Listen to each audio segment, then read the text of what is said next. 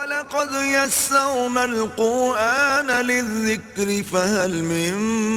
مُّدَّكِرٍ۔ بسم اللہ الرحمن الرحیم۔ آج ہم قرآن پاک کا 11واں سپارہ، اس کی انشاءاللہ مختصر تشریح اور تفسیر کا مطالعہ کرنے جا رہے ہیں، اور اس میں 3 خاص پوائنٹس ہیں جن کے اوپر آج ہم انشاءاللہ کلام کریں گے۔ سب سے پہلی بات وہ اس سپارے کا آغاز ہے کہ اللہ رب العزت نے جب آپ صلی اللہ علیہ وسلم کو غزوہ کے اندر نکلنے کا حکم دیا، آپ صلی اللہ علیہ وسلم نے سب کے سامنے اعلان فرما دیا، تو کچھ لوگ منافقین ایسے تھے جو آپ کی بات کو نہ مانتے ہوئے پیچھے ہی رہ گئے، دوسرے لوگوں کو بھی روکا، خرچ میں بھی کوئی حصہ نہیں ڈالا، تو یہ ہر طریقے سے رکاوٹ کا باعث بنے تھے۔ لیکن جب آپ صلی اللہ علیہ وسلم فتح یاب ہو کر واپس لوٹے، تو اب انہوں نے کیا طرز اختیار کیا کہ یہ آ کر عذر اپنے پیش کرنے لگے کہ مجھے یہ عذر تھا، یہ عذر تھا، اور معذرت کرنے لگے۔ قرآن نے یہاں پر ایک اصول بیان فرمایا ہے جو کہ آج کل ہماری زندگی کے ساتھ بھی بڑی مطابقت رکھتا ہے۔ وہ یہ ہے کہ اگر کسی ایک خاندان یا کسی ایک خاص انسان اور فرد سے بار بار ہمارا تعلق اور واسطہ پڑے اور تجربے سے یہ بات ثابت ہو جائے یہ شخص ہمیشہ دھوکہ دہی سے کام لیتا ہے، یہ ہمیشہ جھوٹ کا سہارا لیتا ہے، یہ کبھی بھی مشکل وقت میں ساتھ کھڑا نہیں ہوتا، بلکہ مشکل وقت میں یہ اور زیادہ مشکلات لا کر کھڑی کر دیتا ہے، تو ایسے لوگوں کے ساتھ قطع تعلقی کر لینی چاہیے۔ قرآن کہتا ہے یعتذرون الیکم اذا رجعتم الیہم، یہ لوگ عذر بیان کرنے کے لیے آپ کے پاس آئیں گے اور آ کر عذر بیان کرنے لگیں گے، تو آپ کیا فرمائیں؟ قل لا تعتذروا، کوئی عذر بیان نہ کرو، کوئی معذرت تمہاری قبول نہیں، لن نؤمن لکم، ہم تمہاری کسی بات کو نہیں مانیں گے، کسی بات کو سچا نہیں گردانیں گے، قد نبأنا اللہ من اخبارکم، اللہ نے تمہاری اصل حقیقت باتیں ہمیں بتا دی ہوئی ہیں۔ اب اللہ نے جب بتا دیا کہ یہ جان بوجھ کر بہانے کر کے رک رہے ہیں، تو تم چاہے آ کر قسمیں کھاؤ، چاہے آ کر تم وعدے کرو، چاہے تم آ کر کسی بھی طریقے سے یقین دلانے کی کوشش کرو، ہم تمہاری بات کو قبول نہیں کر سکتے ہیں۔ بالکل یہی معاملہ ہے کہ انسان جب زندگی گزارتا ہے تو اس کے ساتھ دنیا میں کئی دفعہ ایسے ہوتا ہے کہ ایک خاص فرد ہمیشہ نقصان پہنچاتا ہے، اس سے قطع تعلقی کر لینے میں کوئی حرج نہیں۔ یہاں پر ایک شبہ آتا ہے کہ ایک حدیث مبارکہ میں تو یوں آتا ہے کہ مسلمان کے لیے جائز نہیں ہے کہ کسی دوسرے مسلمان سے قطع تعلقی کر لے، 3 دن سے زیادہ اس سے بات نہ کرے۔ اگر اس نے ایسا کر لیا تو نہ اس کا کوئی فرض اللہ کے ہاں قبول ہوگا، نہ کوئی نفل اس کا اللہ کے ہاں قبول ہوگا، تو یہ تو تمام تر عبادات قطع تعلقی کی وجہ سے ختم ہو جائیں گی۔ تو یہ سمجھ لیجئے قرآن پاک کی ان ہدایات کی روشنی سے ہمیں یہ معلوم ہوتا ہے کہ یہ عام حالات میں عام لوگوں اور انسانوں اور عام رشتہ داروں سے متعلقہ بات ہے کہ بلا وجہ بغیر شرعی عذر کے کسی سے قطع تعلقی مت کرو، یا چھوٹی چھوٹی باتوں کی وجہ سے، چھوٹی ناراضگیوں کی وجہ سے کسی سے قطع تعلقی ہرگز مت کرو۔ لیکن اگر آپ کو اس بات کا یقین ہے کہ اس شخص سے تعلق رکھنے کی وجہ سے میرے دین کا نقصان ہو جائے گا، مثال کے طور پر کچھ لوگ ایسے ہوتے ہیں جو آپ کے ساتھ بیٹھتے ہیں، ان کی صحبت اچھی نہیں ہوتی، وہ خود سگریٹ نوشی کر رہے ہوتے ہیں، آپ ان کے پاس بیٹھتے ہیں تو آپ کو بھی سگریٹ کی لت لگا دیتے ہیں۔ شراب نوشی عام طور پہ ایک سے دوسرے کو لگائی جاتی ہے، نشے جتنے ہیں وہ سب عام بندے کو کسی نشئی سے ہی لگتے ہیں، اور وہ صحبت ہی کی نحوست ہوتی ہے۔ اس لیے اگر آپ کو پتہ ہے کہ آپ کسی شخص کے ساتھ تعلق کو برقرار رکھیں گے، آپ کے دین کو نقصان پہنچنے کا یقین ہے، اس سے قطع تعلقی کر لینا فرض ہے، لازم ہے۔ اور اگر دین کا معاملہ نہیں، آپ کو یہ یقین ہو کہ اس کے ساتھ تعلق رکھنے کی وجہ سے مجھے دنیا کا نقصان ہو جائے گا، تو اس سے بھی قطع تعلقی کر لینا جائز ہے۔ دین اور دنیا کے نقصان ہونے کی وجہ سے کسی سے بھی قطع تعلقی کرنا جائز ہے، چاہے وہ ہمارا قریبی رشتہ داری کیوں نہ ہو۔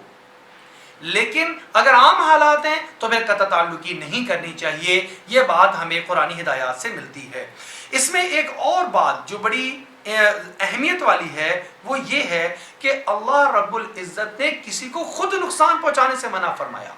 ان حالات میں بھی صرف یہ کہا گیا کہ تمہارا عذر قبول نہیں، تمہارے سے ہمارا کوئی تعلق نہیں، لیکن یہ نہیں ہوا کہ ان کو آگے بڑھ کر نقصان پہنچایا گیا کہ یہ مجھے نقصان چکے پہنچانے کی کوشش کرتا رہا ہے، آج مجھے موقع ملا میں اس کو نقصان پہنچا دوں۔ شریعت ہمیں اس سے منع کرتی ہے، قرآن ہمیں اس سے منع کرتا ہے کہ تم اس کا برائی کا بدلہ برائی کے ذریعے سے ہرگز مت دو۔ ادفع باللتی ہی احسن، ہمیشہ بدلے میں اچھائی ہی کرو، ہاں اسے قطع تعلق ہی کر لو۔ دوسری چیز جو ہمیں اس سپارے میں ملتی ہے وہ بہت ہی زیادہ امپورٹنٹ ہے اور توجہ کے قابل ہے، وہ یہ ہے کہ اللہ رب العزت نے قرآن پاک میں ہمیں اس بات کی خبر دے دی ہے کہ اللہ نے ہماری جان اور ہمارے مال کو جنت کے عوض، اپنی رضا کے عوض خرید لیا ہے۔ گویا اللہ خریدار ہیں جنہوں نے ہماری جان اور مال کو خرید لیا۔ ہم جو ہیں ہماری زندگی، ہمارا جان اور مال ایک ایسی چیز ہے جو کہ خریدی ہوئی چیز ہے، بیچ دی گئی ہے، اور آپ کو پتہ ہے کہ چیز کے اوپر حکومت یا حکم اس کا چلتا ہے جو خریدار ہوتا ہے، جو مالک ہوتا ہے، اس کا نہیں چلتا جو کہ خود مملوک ہوتا ہے۔ اس سے فرق کیا پڑے گا؟ اس سے فرق یہ پڑے گا کہ اب میری جان میری ملکیت میں نہیں ہے، میرا جسم میری مرضی نہیں ہے، بلکہ میرے اس پورے کے پورے جسم میں اللہ کی مرضی شامل ہو گئی۔ میں اپنی زندگی کا مالک نہیں ہوں، لہٰذا میں خودکشی نہیں کر سکتا۔ خودکشی کرنا حرام ہے۔ کیوں حرام ہے؟ یہ میری چیز ہی نہیں۔ اپنا کوئی عضو کوئی انسان کاٹ دے یہ سوچتے ہوئے یہ ہاتھ میری ملکیت ہے لہٰذا میں اس کو کاٹ رہا ہوں۔ رگیں لوگ کاٹ دیتے ہیں، غصے میں آ کر اپنی انگلی کاٹ دی ہے، غصے میں آ کر اپنے آپ کو کوئی نقصان پہنچا لیا ہے۔ اس بات کی قطعاً کوئی اجازت نہیں ہے، اس کی سزا ملے گی کہ تم نے ایسا کیوں کیا۔ اب سزا کیوں ہے؟ کیونکہ یہ مالک نے خریدی ہوئی ہے، مالک پوچھ رہا ہے کہ تم نے ایسا کیوں کیا۔ اور اسی طرح یہ جو مال ہے یہ مال بھی میرا نہیں ہے، لہٰذا اللہ نے عطا کیا، اللہ کے بتائے ہوئے طریقے پر ہی خرچ ہوگا۔ سود لینا جائز نہیں ہوگا، رشوت لینا جائز نہیں ہوگی، کسی کا مال ناحق غصب کرنا جائز نہیں ہوگا، بلکہ میرا حلال اور پاکیزہ کمایا ہوا مال میں شراب نوشی میں یا کسی اور برے جوئے میں یا کسی اور برائی میں یا فضول خرچی میں خرچ نہیں کر سکتا۔ کیوں نہیں کر سکتا؟ یہ میری ملکیت ہی نہیں ہے۔ اب وہ پورا نظام مالک کا کیا ہے، اس میں عبادات بھی ہیں، اس میں معاملات بھی ہیں، معاملہ کیسے کرنا ہے، معاشرت بھی ہے، میں نے دنیا میں جینا کیسے ہے، میری چیز نہیں، جس کی ہے وہ بتا رہا ہے تم نے زندگی ایسے گزارنی ہے۔ اس کے اندر معیشت بھی ہے، کمائی کے طریقے کیا ہوں گے اور خرچ کرنے کے طریقے کیا ہوں گے، یہ سب چیزیں اس میں داخل اور شامل ہیں۔ اس میں یہ پوائنٹ بھی سمجھ لیجئے کہ میں اپنی زندگی میں یا مرنے کے بعد اپنے کسی بھی عضو کو عطیہ نہیں کر سکتا۔ بعض اوقات یہ آپ نے سنا ہوگا میرے مرنے کے بعد میری آنکھیں ڈونیٹ کر دی جائیں، دل ڈونیٹ کر دیا جائے، مختلف اعضاء و جوارح ڈونیٹ کر دیے جائیں۔ اس بات کی قطعاً اجازت نہیں ہے، یہ میری چیز ہی نہیں ہے، میں اس کا مالک ہی نہیں ہوں، میں اس کو ڈونیٹ بھی نہیں کر سکتا۔ ہاں، خون کا کسی کو دینا اس وقت جب کسی کی زندگی بچانی ہو، یا ہمارے وہ اعضاء جو ہمارے پاس اللہ نے دو عطا فرمائے ہیں، جیسے گردہ ٹرانسپلانٹ ہو رہا ہے کہ گردہ جو ہے وہ یا لیور یا کوئی بھی ایسی چیز جس سے میرا بھی گزارا چل جائے اور ایک زندگی بھی بچائی جا سکتی ہو، زندگی بچانے کے لیے ایک اور اس کی اجازت بامر مجبوری اور اتنی ہی دی جا سکتی ہے۔ اس کو شوقیہ یا میرے مرنے کے بعد یہ جسم تو مٹی نے کھا لینا ہے، اس کو کسی کو عطیہ کر دینا جائز نہیں ہوگا۔ قرآن ہمیں یہی رہنمائی دیتا ہے کہ اللہ نے تمہارے مال اور تمہاری جان کو جنت کے بدلے میں خرید لیا ہوا ہے۔ ایک اور پوائنٹ جو اس کے اندر ہے وہ یہ ہے کہ اللہ رب العزت نے ہدایت کے تعارف کے بعد جب اتمام حجت ہو جاتی ہے پھر راستے جدا جدا ہو جاتے ہیں۔ یعنی دنیا کے اندر رہتے ہوئے دو طرح کے لوگ پائے جائیں گے۔ کبھی بھی ایسے نہیں ہوگا کہ نیکی ہی نیکی ہر طرف نظر آ رہی ہو اور بدی بالکل ختم ہو جائے، سرے سے وجود ہی نہ رہے۔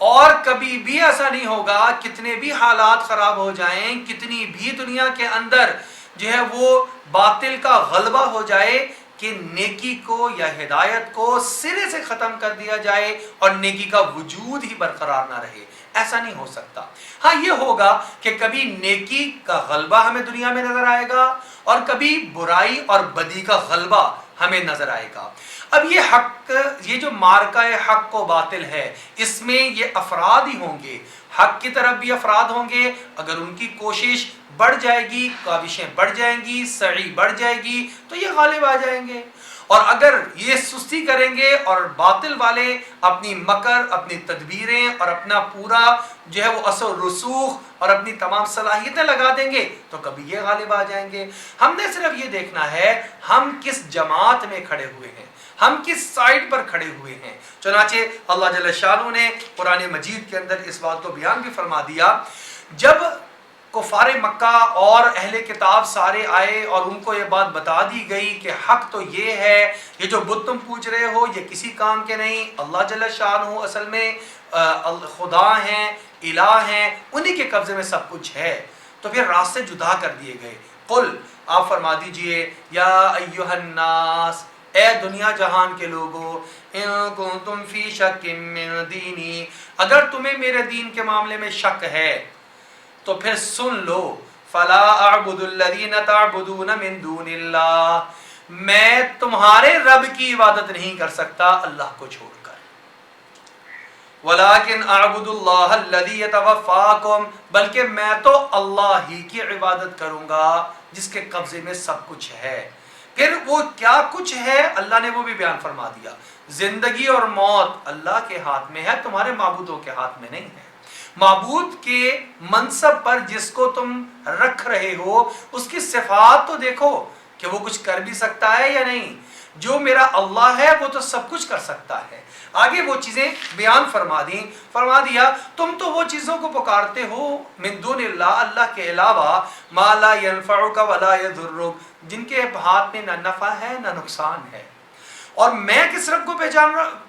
پوجتا ہوں اور اس کی پہچان کرواتا ہوں۔ وَإِن يَمْسَسْكَ اللَّهُ بِضُرٍّ فَلَا كَاشِفَ لَهُ إِلَّا هُوَ، اگر وہ اللہ تمہیں کوئی تکلیف پہنچانے کا ارادہ فرما لے تو اس کے علاوہ کوئی اس تکلیف کو دور نہیں کر سکتا۔ وَإِن يُرِدْكَ بِخَيْرٍ فَلَا رَادَّ لِفَضْلِهِ، اور اگر وہ اللہ کسی کو خیر پہنچانے کا ارادہ فرما لے، ساری کائنات اس کے مد مقابل اس کو نقصان پہنچانا چاہے، اس کو نقصان نہیں پہنچا سکتی،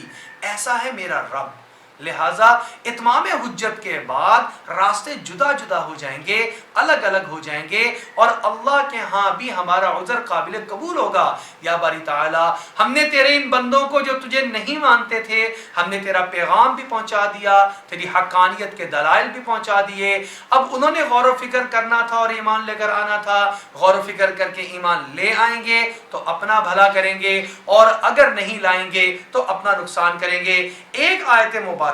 جو یہاں پر اللہ جل شانہ نے ارشاد فرمائی ہے کہ ہمیں اس بات کا مکلف بھی نہیں بنایا گیا کہ ساری انسانیت کے سارے لوگوں کو ہدایت دلوا دیں۔